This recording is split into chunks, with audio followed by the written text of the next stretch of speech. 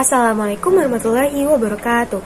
Perkenalkan, nama saya Atika Putri Rahmadani dan saya akan memperkenalkan anggota kelompok saya, yaitu dari kelompok 2, yaitu kelompok sejarah yang akan menjelaskan masuknya Jepang ke Indonesia dan akan menjelaskan juga tentang perjanjian kapitulasi Kalijati.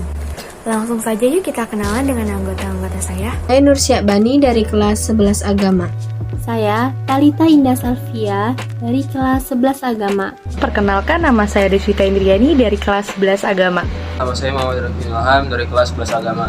Nama saya Feni Miraihati dari kelas 11 Agama. Nama saya Diko Dwi Arianto dari kelas 11 Agama. Saya Raski Jayanulai dari kelas 11 Agama. Pada tanggal 11 Januari 1942, tentara Jepang Reich Wing Unit dan pasukan Angkatan Laut Kure yang berjumlah 20.000 orang mendarat di pantai timur wilayah Tarakan, Kalimantan Timur. Terjadilah pertempuran dengan Belanda di wilayah ini. Dalam pertempuran ini, Belanda berusaha untuk bertahan dengan mengerahkan 1.300 serdadu Batalion 7 Koninklijke Nederlands Indisch Leger atau KNIL dengan beberapa kapal perang ringan, pesawat tempur, dan juga bomber. Akhirnya, pasukan KNIL pun menyerah pada tanggal 12 Januari 1942. Lebih dari setengah pasukan Belanda gugur dalam pertempuran ini. Dengan demikian, Tarakan merupakan wilayah pertama yang jatuh ke tangan Jepang. Kemudian Jepang pun mulai menguasai wilayah seperti Balikpapan, Samarinda, Pontianak, Banjarmasin, dan juga Palembang. Setelah daerah luar Jawa dikuasai, Jepang kemudian memusatkan penyerangannya di Pulau Jawa karena Pulau Jawa merupakan pusat dari pemerintahan kolonial Hindia Belanda. Lalu, pada bulan Februari sampai bulan Maret tahun 1942, Jepang pun melakukan serangan laut besar-besaran ke Pulau Jawa. Tanggal 1 Maret 1942, Jepang pun berhasil mendarat di 3 tempat, yaitu di Teluk Banten, Eratan Wetan yang ada di Jawa Barat, dan Kragan di Jawa Tengah.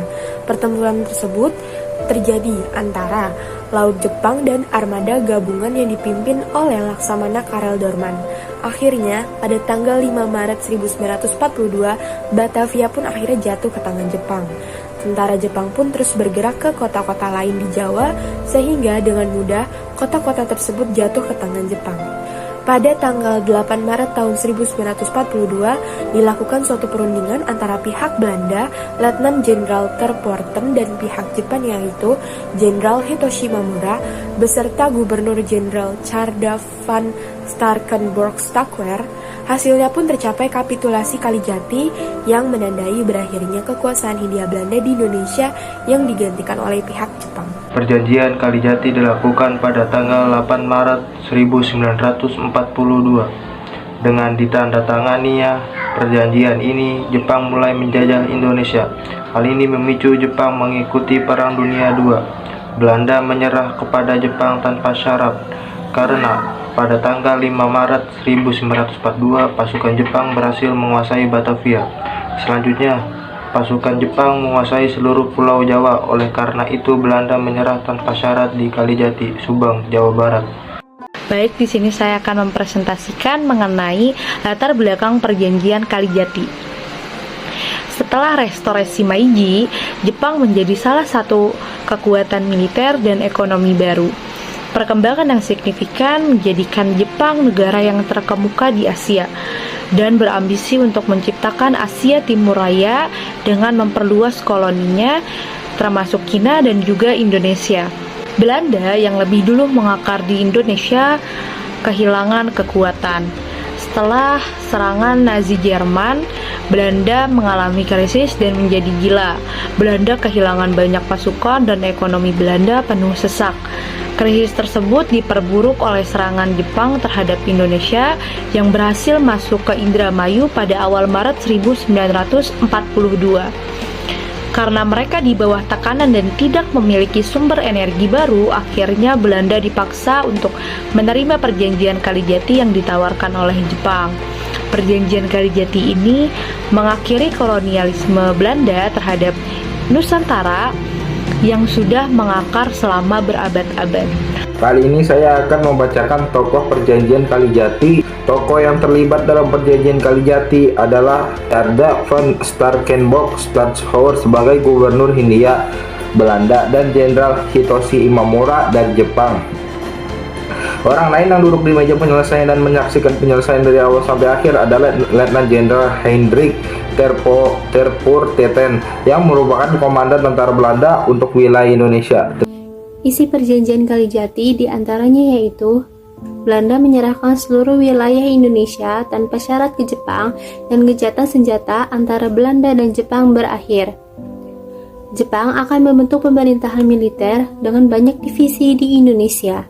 Divisi pertama, pemerintahan militer adalah pemerintah angkatan darat pada 16 Masehi dengan daerah asal Jawa dan Madura dengan pemerintah pusat di Jakarta. Divisi kedua, dari pemerintahan militer adalah pemerintah angkatan darat pada tahun 25 Masehi dengan wilayah asal Sumatera dan pemerintah pusat di Bukit Tinggi. Pembagian pemerintahan militer kedua adalah pemerintah armada angkatan laut dengan rumah Kalimantan, Sulawesi, Nusa Tenggara, Papua dan Maluku dengan pemerintah pusat di Makassar. Departemen pemerintah ketiga dipimpin oleh Kepala Staf Gunseikan.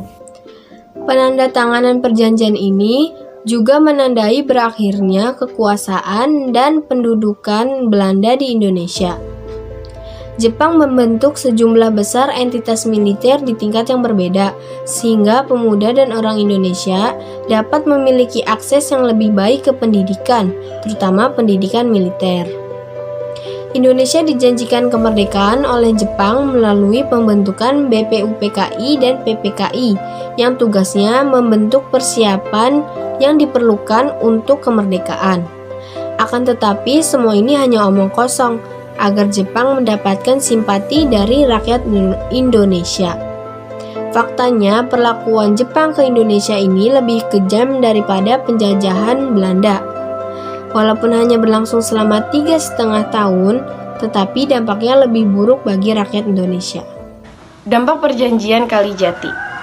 Akhir dari kolonialisme Belanda yang telah ada di Indonesia selama 3,5 abad dan digantikan oleh kolonialisme baru Jepang. Awalnya, rakyat Indonesia menyambut kemenangan Jepang atas Belanda dan percaya bahwa Jepang akan membawa perubahan yang lebih baik karena keduanya adalah negara Asia. Orang-orang muda dan orang-orang di Indonesia memiliki akses yang lebih baik ke pendidikan, terutama pendidikan militer, karena Jepang telah membentuk banyak organisasi militer di berbagai tingkatan. Jepang menjanjikan Indonesia kemerdekaan dengan mendirikan BPUPKI dan PPKI yang tugasnya adalah mempersiapkan hal-hal yang dibutuhkan Indonesia untuk menyambut kemerdekaan.